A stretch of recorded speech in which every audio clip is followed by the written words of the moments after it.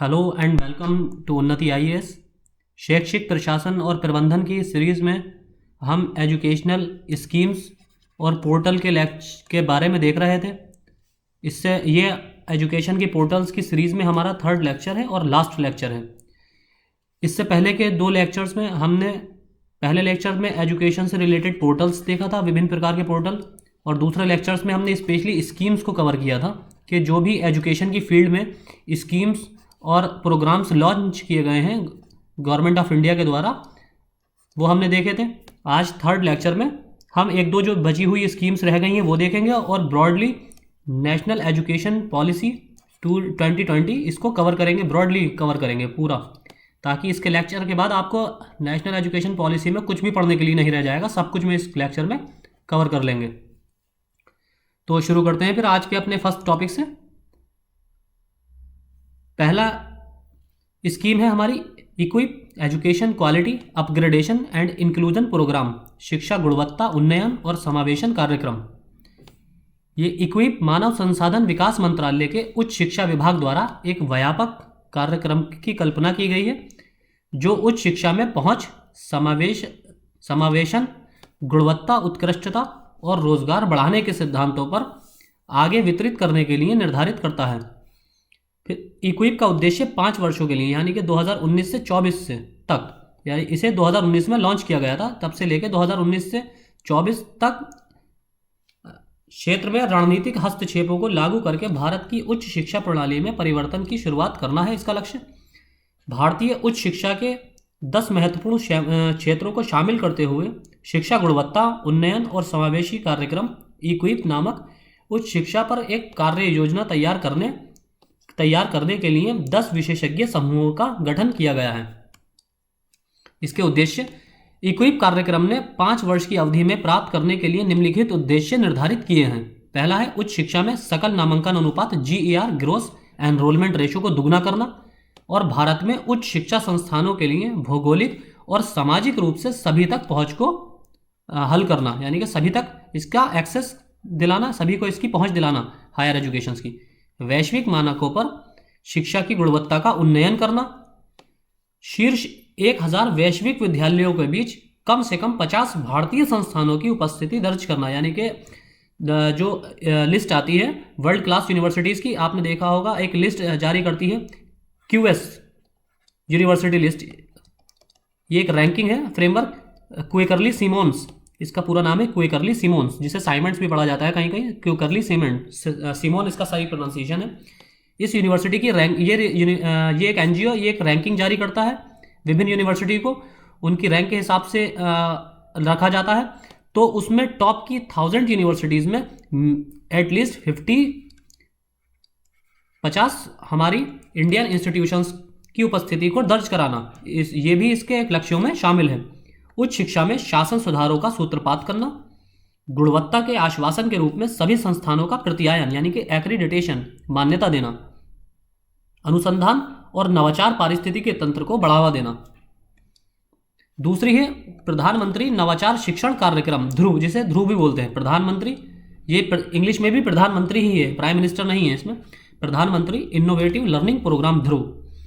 प्रधानमंत्री नवीन शिक्षण कार्यक्रम ध्रुव मानव संसाधन विकास मंत्रालय द्वारा भारत सरकार द्वारा प्रतिभाशाली बच्चों को उनके कौशल और ज्ञान को समृद्ध करने के लिए पहचानने और प्रोत्साहित करने के लिए शुरू किया गया है। ध्रुव कार्यक्रम का पहला बैच अक्टूबर 2019 के दौरान लागू किया गया था। ध्रुव कार्यक्रम के पहले बैच में 60 प्रतिभाशाली छात्रों का चयन किया गया।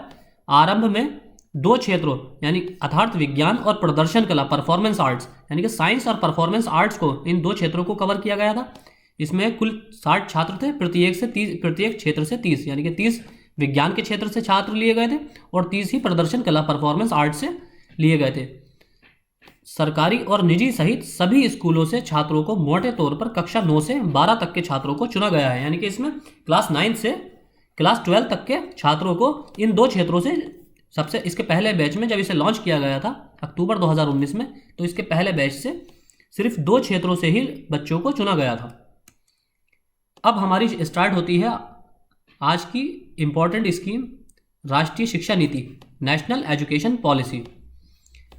शिक्षा पर राष्ट्रीय नीति, पहले इसका ब्रीफ इंट्रोडक्शन देख लेते हैं, इसका हिस्ट्री। शिक्षा पर राष्ट्रीय नीति 1986 में बनाई गई थी और 1992 में इसे संशोधित किया गया था। फिर एनईपी नेशनल एजुकेशन पॉलिसी 2020 21वीं सदी की पहली शिक्षा नीति है जिसने शिक्षा पर 34 वर्षीय पुरानी राष्ट्रीय नीति 1986 का स्थान ग्रहण किया है। ये अभिगम, समानता, गुणवत्ता, सामर्थ्य और जवाबदेही के आधारभूत स्तंभों पर निर्मित है। यह नीति सतत विकास के लिए एजेंडा 2030 से जुड़ी और भारत को स्कूल और कॉलेज की शिक्षा दोनों की, यानी कि स्कूली शिक्षा और कॉलेज शिक्षा, हायर एजुकेशन दोनों को 21वीं सदी की ज़रूरतों के अनुकूल, समग्र, लचीला, बहुविषयक बनाकर, मल्टी डिसिप्लिनरी बनाकर एक जीवंत ज्ञान समाज और वैश्विक ज्ञान महाशक्ति में बदलने का लक्ष्य रखती है, जिसका उद्देश्य प्रत्येक छात्र की अद्वितीय क्षमताओं को सामने लाना है, यानी कि यूनिक कैपेसिटीज़ को सामने लाना है। अब हम इसके एक एक करके इसके लक्ष्य देख लेते हैं। पहले हम स्कूल्स के बारे में, इसकी नीति के बारे में देखेंगे, स्कूल और सेकेंडरी एजुकेशन में इस नीति का क्या उद्देश्य है और किस तरह लागू की जाएगी, और फिर उसके बाद हायर एजुकेशन में इसका इम्प्लीमेंटेशन देखेंगे कि हायर एजुकेशन में इसमें क्या क्या सुधार किए गए हैं या इसकी क्या क्या विशेषताएं हैं या इसके क्या उद्देश्य हैं।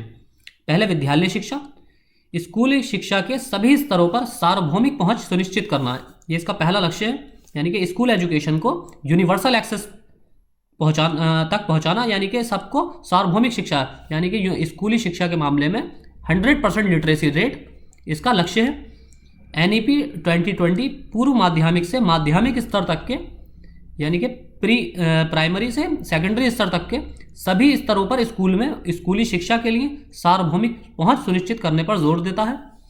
बुनियादी सुविधाओं का समर्थन, नवीन शिक्षा केंद्रों को मुख्य धारा में वापस लाने, छात्रों और उनको सीखने के स्तर पर नजर रखने के लिए औपचारिक और गैर औपचारिक शिक्षा दोनों प्रकार की सलाहकारों के सहयोग या स्कूलों के साथ साथ अच्छी तरह से प्रशिक्षित सामाजिक कार्यकर्ताओं मुक्त शिक्षण दोनों तरह से सीखने के लिए कई प्रकार की सुविधा प्रदान करना इसका लक्ष्य है, यानी कि रेगुलर क्लासेस के थ्रू भी और डिस्टेंस एजुकेशन के थ्रू भी, इसमें दोनों के ही कवर किया गया है। एनईपी 2020 के तहत लगभग 2 करोड़ स्कूली बच्चों को मुख्य धारा में वापस लाया जाएगा। आगे देखते हैं, प्रारंभिक बचपन की देखभाल और शिक्षा नई पाठ्यक्रम और शैक्षणिक संरचना के साथ, ये इसकी हेडिंग है। बचपन की देखभाल और शिक्षा पर जोर देने के साथ स्कूल पाठ्यक्रम का 10+2 ढांचा 3 से 8, 8 से 11, 11 से 14 और 14 से 18 वर्ष की उम्र के अनुसार 5+3+3+4 पाठ्यक्रम की संरचना द्वारा क्रमशः प्रतिस्थापित किया जाना है, यानी कि जो 10+2 का ढांचा है इसको इन्होंने इस तरह, और ग्रेजुएशन यानी कि 5+3+3+4, ये टोटल कितने बनते हैं 15, यानी कि पूरी ग्रेजुएशन तक की पढ़ाई इस तरह की जाएगी 5+3+3+4। ये स्कूली पाठ्यक्रम के तहत 3 से 6 साल तक के अब तक की उजागर आयु वर्ग में लाया जाएगा। नई प्रणाली में 12 साल की स्कूली शिक्षा 3 साल की आंगनवाड़ी या प्री स्कूलिंग के साथ होगी। इसमें 12 साल की स्कूली शिक्षा के साथ 3 साल की प्री स्कूलिंग शिक्षा भी होगी, जिसमें आंगनवाड़ी शिक्षा हो या प्री स्कूलिंग शिक्षा, दोनों में से कोई एक शामिल होगी। एनसीईआरटी 8 वर्ष की आयु तक के बच्चों के लिए प्रारंभिक बचपन देखभाल और शिक्षा के लिए राष्ट्रीय पाठ्यक्रम और शैक्षणिक ढांचा विकसित करेगा। प्रारंभिक बचपन देखभाल और शिक्षा की योजना और कार्यान्वयन मानव संसाधन विकास मंत्रालय, महिला और बाल विकास मंत्रालय और स्वास्थ्य और परिवार कल्याण मंत्रालय और जनजातीय मामलों के मंत्रालयों द्वारा संयुक्त रूप से किया जाएगा। यानी कि इसमें प्रारंभिक बचपन देखभाल और शिक्षा, इस योजना का क्रियान्वयन इन 4 मंत्रालयों द्वारा मानव संसाधन यानी कि शिक्षा मंत्रालय, महिला और बाल विकास वुमेन एंड चाइल्ड डेवलपमेंट, स्वास्थ्य एवं परिवार कल्याण फैमिली एंड हेल्थ वेलफेयर और जनजातीय मामलों के मंत्रालय यानी कि ट्राइबल्स मिनिस्ट्री के द्वारा संयुक्त रूप से किया जाएगा। फिर है मूलभूत साक्षरता और संख्यात्मकता प्राप्त करना, attaining foundational literacy and numeracy. सीखने की एक जरूरी और आवश्यक शर्त के रूप में मूलभूत साक्षरता और संख्यात्मकता को मान्यता देते हुए एनईपी 2020 ने शिक्षा मंत्रालय द्वारा मूलभूत साक्षरता और संख्यात्मकता पर एक राष्ट्रीय मिशन की स्थापना के लिए आह्वान किया है। राज्य 2025 तक ग्रेड 3 के सभी शिक्षार्थियों के लिए सभी प्राथमिक स्कूलों में सार्वभौमिक मूलभूत साक्षरता और संख्यात्मकता प्राप्त करने के लिए एक कार्यान्वयन योजना तैयार करेंगे। एक राष्ट्रीय पुस्तक संवर्धन नीति तैयार की जानी है। इसके अंतर्गत एक राष्ट्रीय पुस्तक संवर्धन नीति भी तैयार की जाएगी 2025 तक। ये इसके लक्ष्य आपको याद रखना है। स्कूल पाठ्यक्रम और शिक्षा शास्त्र में सुधार, reforms in school curricular and pedagogy. School पाठ्यक्रम और शिक्षा शास्त्र 21वीं सदी के कौशल से लैस करके शिक्षार्थियों के समग्र विकास के लिए लक्ष्य करेगा। इस एनईपी में नेशनल एजुकेशन पॉलिसी में ना सिर्फ स्कूली शिक्षा और सेकेंडरी एजुकेशन और हायर एजुकेशन यानी कि स्टूडेंट्स के लिए ही इसमें योजना बनाई गई है, साथ ही साथ इसके अंतर्गत टीचर्स के लिए भी योजनाएं बहुत सारी बनाई गई हैं कि टीचर्स को किस तरह ट्रेंड करना है, किस तरह उनको एजुकेशन की फील्ड में टेक्नोलॉजी से अवेयर करना है। आवश्यक शिक्षा और महत्वपूर्ण सोच को बढ़ाने के लिए पाठ्यक्रम सामग्री में कमी और अनुभवात्मक सीखने पर अधिक ध्यान केंद्रित करना इसका लक्ष्य है। यानी कि बच्चों को सिर्फ रट्टाफिकेशन वाली एजुकेशन नहीं देनी है इसमें, इसलिए जो बैग होते हैं स्कूल बैग उसके वजन में भी कमी करने की बात की गई है, साथ ही साथ फंक्शनल एजुकेशन पर बात की गई है। छात्रों में लचीलापन और विषयों की पसंद में वृद्धि होगी। व्यावसायिक और शैक्षणिक धाराओं के बीच पाठ्य चर्चा और पाठ्येतर गतिविधियों के बीच कला और विज्ञान के बीच कोई कठोर अलगाव नहीं होगा। 6वीं कक्षा से स्कूलों में व्यावसायिक शिक्षा शुरू होगी, यानी कि 6th क्लास से ही स्कूलों में वोकेशनल एजुकेशन शुरू की जाएगी और इसमें इंटर्नशिप भी शामिल होगी। स्कूली शिक्षा के लिए राष्ट्रीय पाठ्यक्रम फ्रेमवर्क 2020-21 एनसीईआरटी द्वारा विकसित किया जाएगा।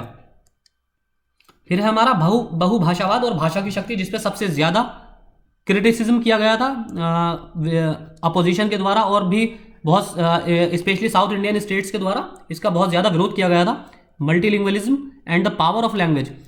शिक्षा नीति में मातृभाषा, स्थानीय भाषा, क्षेत्रीय भाषा को शिक्षा के माध्यम के रूप में कम से कम ग्रेड 5 तक, लेकिन अधिमानतः ग्रेड 8 और उसके बाद तक पर जोर दिया गया है। स्कूल के सभी स्तरों पर तथा माध्यमिक शिक्षा और उच्च शिक्षा के छात्रों के लिए संस्कृत को एक विकल्प के रूप में उच्च शिक्षा में प्रदान किया जाना चाहिए, जिसमें 3 भाषा फार्मूला भी शामिल है।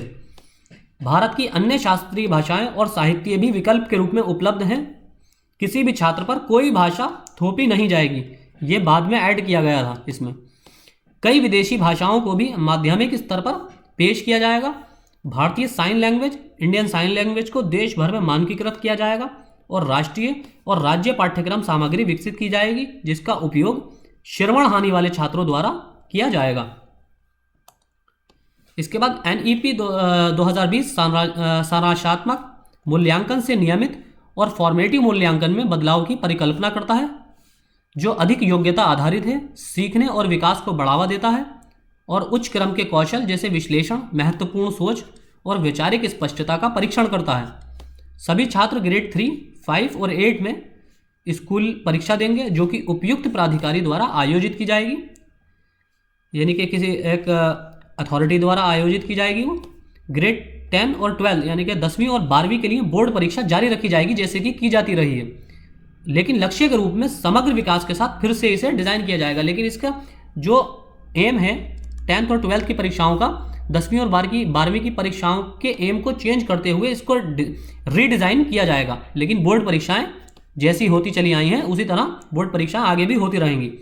एक नया राष्ट्रीय मूल्यांकन केंद्र, परफॉर्मेंस असेसमेंट केंद्र बनाया जाएगा, जिसका नाम परख होगा, performance assessment review and analysis of knowledge for holistic development. इसका मैंने हिंदी भी अनुवाद भी कर रखा है। समग्र विकास के लिए ज्ञान का प्रदर्शन, मूल्यांकन, समीक्षा और विश्लेषण।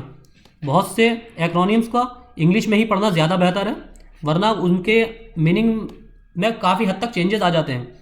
इसलिए आप जो इस तरह के एक्रोनिम हैं उनको इंग्लिश में ही याद रखने की कोशिश किया करें। Performance assessment review and analysis of knowledge for holistic development, ये एक मानक सेटिंग निकाय के रूप में स्थापित किया जाएगा, जिसे राष्ट्रीय मूल्यांकन केंद्र परख के नाम से जाना जाएगा। परख। फिर है हमारा समान और समावेशी शिक्षा, equitable and inclusive education. NEP 2020 का उद्देश्य यह सुनिश्चित करना है कि कोई भी बच्चा जन्म या पृष्ठभूमि की परिस्थितियों के कारण सीखने और उत्कृष्टता प्राप्त करने का कोई अवसर खोने ना पाए। सामाजिक और आर्थिक रूप से वंचित समूहों, SEDG,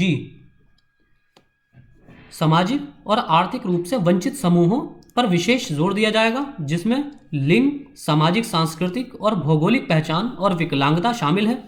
इसमें लिंग समावेश निधि की स्थापना और वंचित क्षेत्रों और समूहों के लिए विशेष शिक्षा क्षेत्र भी शामिल है। विकलांग बच्चों को क्रॉस विकलांगता प्रशिक्षण, संसाधन केंद्र, आवास, सहायक उपकरण, उपयुक्त प्रौद्योगिकी आधारित उपकरण और अन्य सहायता तंत्रों के अनुरूप शिक्षकों के समर्थन के साथ नींव चरण से उच्च शिक्षा तक नियमित स्कूली शिक्षा प्रक्रिया में पूरी तरह से भाग लेने में सक्षम बनाया जाएगा। यानी कि फाउंडेशनल कोर्सेज से लेके एजुकेशन की फाउंडेशन यानी कि प्री स्कूलिंग से लेकर हायर एजुकेशन तक उनको स्कूली शिक्षा की प्रक्रिया में पूरी तरह से भाग लेने में सक्षम बनाया जाएगा। उनकी आवश्यकताओं के अनुरूप हर राज्य जिले को कला संबंधी, करियर संबंधी और खेल संबंधी गतिविधियों में भाग लेने के लिए एक विशेष बोर्डिंग स्कूल के रूप में बाल भवन स्थापित करने के लिए प्रोत्साहित किया जाएगा। मुफ्त स्कूल के बुनियादी ढांचे का उपयोग समाज चेतना केंद्रों के रूप में किया जा सकता है। फिर है मजबूत शिक्षक भर्ती और कैरियर पथ, robust teacher recruitment and career path. शिक्षकों को मजबूत पारदर्शी प्रक्रियाओं के माध्यम से भर्ती किया जाएगा। पदोन्नति मेरिट आधारित होगी, जिसमें बहुस्रोत आवधिक प्रदर्शन मूल्यांकन के लिए एक तंत्र और शैक्षिक प्रशासक या शिक्षक बनने के लिए उपलब्ध प्रगति पथ होंगे।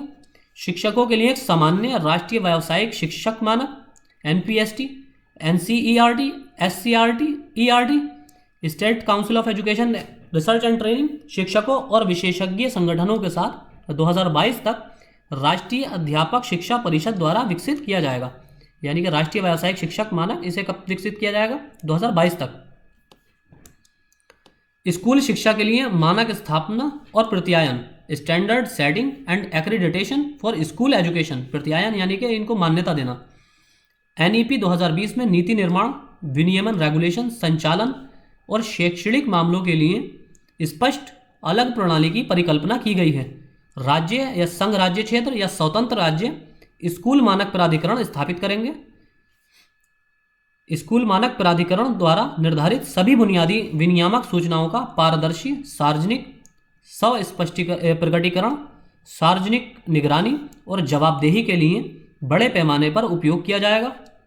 SCERT यानी state council of education for education and research and training सभी हितधारकों के साथ परामर्श के माध्यम से एक स्कूल गुणवत्ता मूल्यांकन और प्रत्यायन फ्रेमवर्क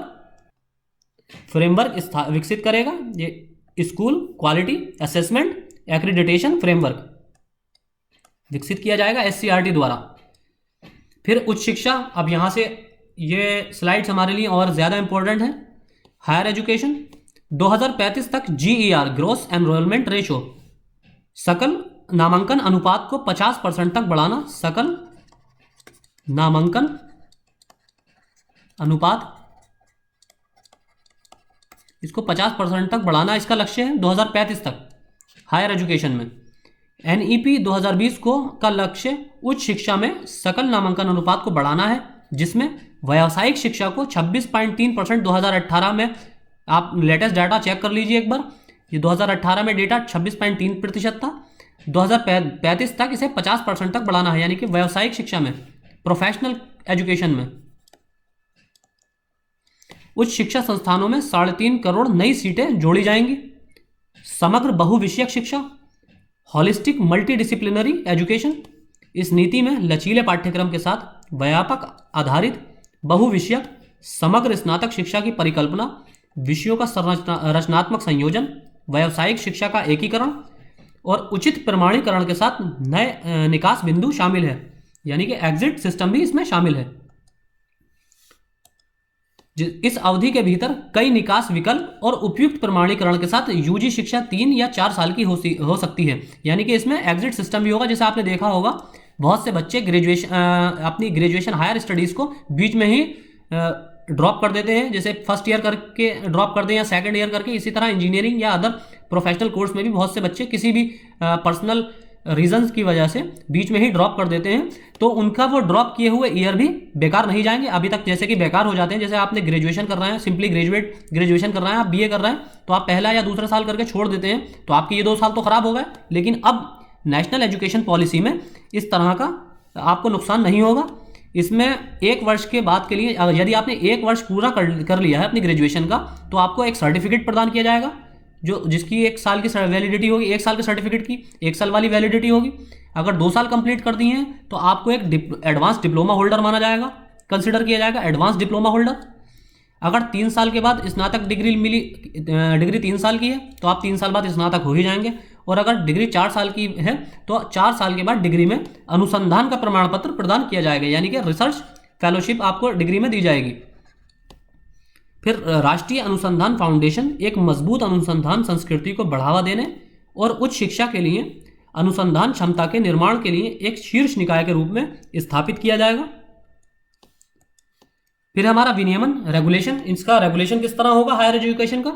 भारतीय उच्चतर शिक्षा आयोग, higher education council of India, commission of India की स्थापना मेडिकल और कानूनी शिक्षा को छोड़कर पूरे उच्च शिक्षा के लिए एक एकल अतिव्यापी व्यापक निकाय के रूप में की जाएगी। यानी कि इस मेडिकल के लिए और कानूनी शिक्षा, लॉ की शिक्षा के लिए बार काउंसिल ऑफ इंडिया है। उसके अलावा इसके लिए MCI है, जैसे नेशनल मेडिकल कमीशन भी हो गया है NMC। HEC के उसके अलावा बाकी सारी हायर एजुकेशन के लिए विनियमन ये शिक्षा भारतीय उच्चतर शिक्षा आयोग के द्वारा किया जाएगा। HECI भारतीय उच्चतर शिक्षा आयोग के पास 4 स्वतंत्र कार्य क्षेत्र हैं नियमन के लिए, रेगुलेशन के लिए इसके पास 4 कार्य क्षेत्र हैं, जैसे उच्च शिक्षा नियामक परिषद, फिर है दूसरी मानक सेटिंग के लिए सामान्य शिक्षा परिषद, वित्त पोषण के लिए उच्च शिक्षा अनुदान परिषद, और मान्यता के लिए यानी कि एक्रीडिटेशन के लिए राष्ट्रीय प्रत्यायन परिषद, नेशनल एक्रीडिटेशन काउंसिल। ये नियमन के लिए उच्च शिक्षा नियामक परिषद, मानक सेटिंग स्टैंडर्ड्स मेंटेन करने के लिए है सामान्य शिक्षा परिषद, और वित्त पोषण फाइनेंस अवेलेबल कराने के लिए है उच्च शिक्षा अनुदान परिषद, ग्रांट्स कमीशन काउंसिल, और मान्यता प्रदान करने के लिए राष्ट्रीय प्रत्यायन परिषद, नेशनल एक्रीडिटेशन काउंसिल। फिर भारतीय उच्चतर शिक्षा आयोग प्रौद्योगिकी के माध्यम से फेसलेस हस्तक्षेप के माध्यम से कार्य करेगा और उच्च शिक्षण संस्थानों को मानदंडों और मानकों के अनुरूप नहीं होने के लिए दंडित करने की भी शक्तियां इस हायर एजुकेशन काउंसिल को दी जाएंगी, कमीशन को दी जाएंगी। सार्वजनिक और निजी उच्च शिक्षा संस्थानों को नियमन, मान्यता और शैक्षणिक मानकों के लिए समान मानदंडों द्वारा शासित किया जाएगा, यानी कि प्राइवेट इंस्टीट्यूशंस और पब्लिक इंस्टीट्यूशंस, यानी कि गवर्नमेंट इंस्टीट्यूशन दोनों के लिए स्टैंडर्ड जो है सेम रखे जाएंगे, एक समान मानक रखे जाएंगे। तर्क संगत संस्थागत वास्तुकला, उच्च शिक्षा संस्थानों को बड़े अच्छी तरह से पुनर्जीवित जीवंत बहुविषयक संस्थानों में परिवर्तित किया जाएगा, जो उच्च गुणवत्ता वाले शिक्षण, अनुसंधान और सामुदायिक जुड़ाव प्रदान करेंगे। कॉलेजों की संबद्धता को 15 वर्षों में चरणबद्ध किया जाना है और कॉलेजों को श्रेणीबद्ध स्वायत्ता प्रदान करने के लिए, यानी कि 2035 तक इनको स्टेप वाइज करना है, स्वायत्ता प्रदान करने के लिए एक मंचवार तंत्र स्थापित किया जाना है। समय के साथ ये परिकल्पना की गई है कि हर कॉलेज या तो एक स्वायत्त डिग्री देने वाला कॉलेज होगा या एक विश्वविद्यालय के एक घटक कॉलेज के रूप में विकसित होगा। प्रेरित, सक्रिय और सक्षम निकाय, motivated, energised and capable faculty. NEP स्पष्ट रूप से, नेशनल एजुकेशन पॉलिसी स्पष्ट रूप से परिभाषित स्वतंत्र पारदर्शी भर्ती, पाठ्यक्रम डिजाइन करने की स्वतंत्रता, शिक्षण उत्कृष्टता को प्रोत्साहित करने, संस्थागत नेतृत्व में आंदोलन करने, भागीदारी करने, NEP को प्रेरित करने, सक्रिय करने और निर्माण की क्षमता के लिए सिफारिशें करता है। बुनियादी मानदंडों पर काम नहीं करने वाले संकाय को जवाबदेह ठहराया जाएगा। संकाय यानी कि फैकल्टी को जवाबदेह, अकाउंटेबल ठहराया जाएगा। अब शिक्षक शिक्षा, टीचर्स एजुकेशन के लिए एक नया और व्यापक राष्ट्रीय पाठ्यक्रम फ्रेमवर्क 2021 NCERT के परामर्श से NCTE द्वारा तैयार किया जाएगा। National council for teachers education 2030 तक शिक्षण के लिए न्यूनतम डिग्री योग्यता 4 साल की एकीकृत B.Ed डिग्री होगी 2030 तक, यानी कि B.Ed degree, integrated B.Ed degree होगी जो कि जिसकी अवधि 4 वर्ष की होगी। घटिया शिक्षा संस्थानों के खिलाफ सख्त कार्यवाही की जाएगी। अब छात्रों के लिए वित्तीय सहायता, SC, ST, SC, ST, OBC और अन्य SEDG socially economically DG deprived groups से संबंधित छात्रों की योग्यता को प्रोत्साहित करने का प्रयास किया जाएगा। राष्ट्रीय छात्रवृत्ति पोर्टल का विस्तार, समर्थन, बढ़ावा और छात्रवृत्ति प्राप्त करने वाले छात्रों की प्रगति को ट्रैक करने के लिए किया जाएगा। निजी हायर एजुकेशन इंस्टीट्यूशंस को अपने छात्रों को बड़ी संख्या में मुफ्त छात्रवृत्ति प्रदान करने के लिए प्रोत्साहित किया जाएगा। मुक्त एवं दूरस्थ शिक्षा, ओपन लर्निंग या distance and open learning, open and distance learning,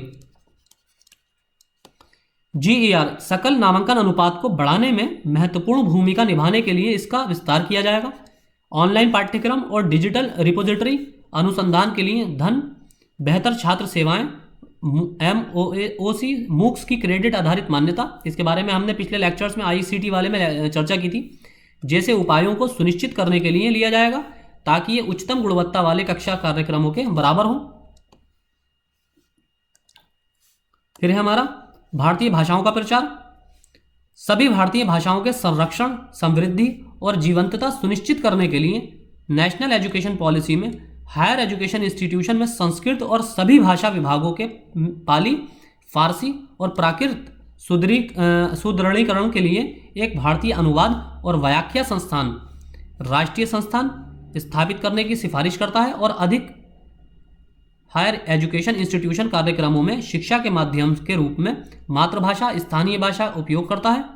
शिक्षा के अंतर्राष्ट्रीयकरण को संस्थागत सहयोग और छात्र और संकाय दोनों की गतिशीलता, स्टूडेंट्स और फैकल्टी दोनों की गतिशीलता के माध्यम से सुगम बनाया जाएगा और हमारे देश में परिसरों यानी कि कैंपस को खोलने के लिए शीर्ष विश्व रैंक वाले विश्वविद्यालयों के प्रवेश की अनुमति दी जाएगी। अब तक आपने देखा होगा कि जो फेमस यूनिवर्सिटीज़ हैं, फॉरेन यूनिवर्सिटीज़ जैसे आपकी ऑक्सफोर्ड है या कैम्ब्रिज है या MIT है, मैसाचुसेट्स इंस्टीट्यूट ऑफ टेक्नोलॉजी, इनके कैंपस खोलने की अनुमति भारत में नहीं है। अब इनको अनुमति दी जाएगी फॉरेन इंस्टीट्यूशंस को, ताकि हमारे यहाँ कंपटीशन बढ़े और हमारे यहाँ के जो प्राइवेट इंस्टीट्यूशन हैं वो अच्छे से अच्छी गुणवत्ता वाली क्वालिटी एजुकेशन और फंक्शनल एजुकेशन प्रदान कर पाएँ। फिर है हमारा व्यावसायिक शिक्षा, प्रोफेशनल एजुकेशन। सभी व्यावसायिक शिक्षा उच्च शिक्षा प्रणाली का एक अभिन्न अंग होगी। स्वायत्त तकनीकी विश्वविद्यालय, स्वास्थ्य विज्ञान विश्वविद्यालय, कानूनी और कृषि विश्वविद्यालय आदि बहुविषयक संस्थान बनाने का लक्ष्य रखेंगे। प्रौढ़ शिक्षा, शिक्षा नीति का लक्ष्य 100% युवा और वयस्क साक्षरता हासिल करना है।